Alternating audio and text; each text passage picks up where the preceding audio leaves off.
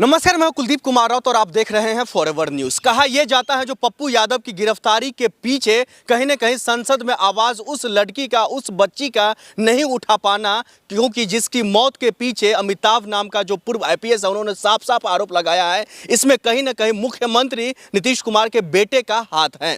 अब देखना यही होगा जो आखिरकार इन तमाम मामलों को लेकर के क्या कुछ होगा। रिहाई हो गई है, लेकिन आरोप प्रत्यारोप लगातार अभी भी चालू ही है। इसी पर चर्चा करने के लिए हमारे साथ अनुराग ओझा जुड़े हुए। अनुराग जी, आपका बहुत बहुत स्वागत है। किस तरीके से देख रहे हैं, पप्पू यादव की गिरफ्तारी होती है और उसको बेल मिल जाता है, लेकिन ये जो कंट्रोवर्सी है ये थमने का नाम नहीं लेता है और नीट छात्रा के मौत के मामलों में एक और गिरफ्तारी होती है जो पूर्व में आईपीएस रह चुका है।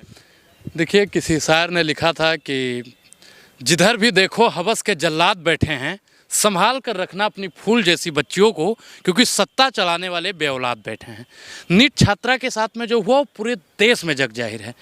पप्पू यादव जब जेल से छूटते हैं तो अपने परिवार से नहीं मिलते हैं, अपने समर्थकों से नहीं मिलते हैं, पार्टी के लोगों से नहीं मिलते हैं, सबसे पहले पीड़ित परिवार से जाकर मिलते हैं। नीतीश कुमार जी और सम्राट चौधरी की बेशर्मी की सारी पराकाष्ठा को इन दोनों ने पार कर दिया। आप सोचिए कि नीतीश कुमार और सम्राट चौधरी जो सुशासन की सरकार का दावा करते हैं, डबल इंजन ट्रिपल इंजन की बात क्या करते हैं, उन डबल इंजन और ट्रिपल इंजन में इनकी कानून व्यवस्था बिल्कुल फेल हो चुकी है। जो न्याय की बात करता है उसके साथ में अन्याय होता है और उसे जेल के कटघरे के पीछे ढकेल दिया जाता है।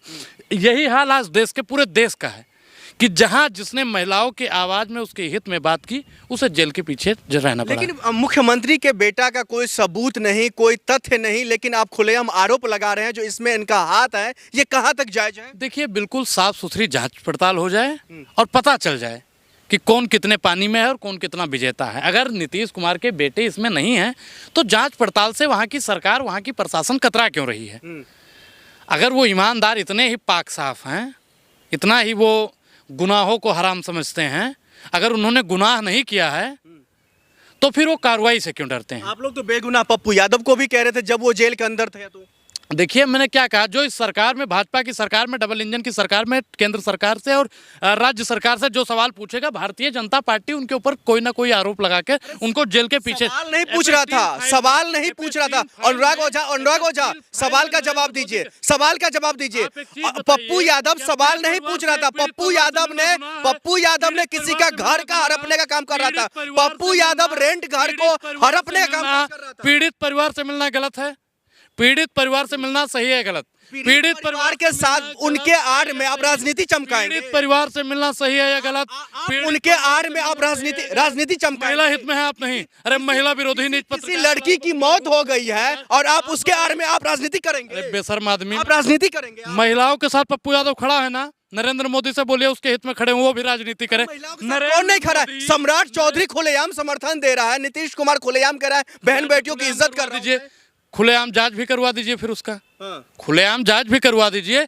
अगर महिलाओं की बात करना आपको राजनीति लगता है तो हम कह रहे हैं कि देश के तमाम नेता महिलाओं की बात करें, अपनी राजनीति करें, लेकिन नरेंद्र मोदी और सम्राट चौधरी, नीतीश कुमार, ये लोग महिलाओं का मान नहीं लेते हैं साहब।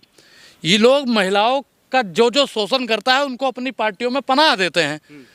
महिला हित की बात भारतीय जनता पार्टी ने आज तक, जब से भारतीय जनता पार्टी बनी है तब से आज तक महिला हित में उसने कभी बात नहीं की है। जो महिला हित में बात करेगा उसे जेल के पीछे डाला जाएगा। किस पर आरोप लगा रहे? जो हर वक्त कानून की बात करता हो, समानता की बात करता हो।